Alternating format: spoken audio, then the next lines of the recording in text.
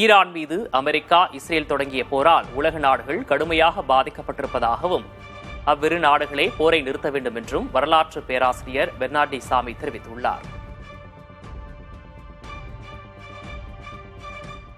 போருக்கு போயிட்டாங்க இஸ்ரேலும் அமெரிக்காவும். ஆனால் அந்த போரிலிருந்து வெளியே வர வேண்டும் என்றால் இப்போ இவங்க ஈரான் இந்த போர் முடிவுக்கு அவங்க ரெடியாகவே இல்லை. அவங்கள பொறுத்த வரைக்கும் லாங் வார்ஸ் தான் அவங்களுக்கு எப்போதுமே.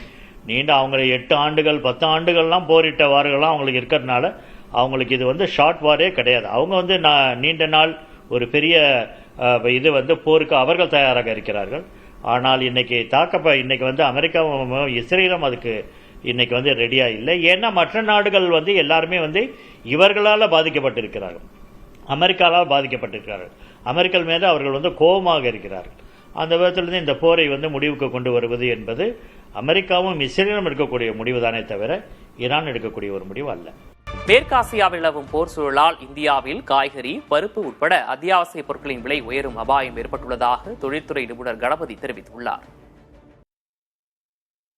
அவ்வளோ டிபெண்ட் நம்ம குளோபல் எக்கானமி, இதனால விலையெல்லாம் ஏறக்கூடும். ஆங்கிலத்தில் சொல்லுவாங்க கேஸ்கேடிங் எஃபெக்ட்வாங்க.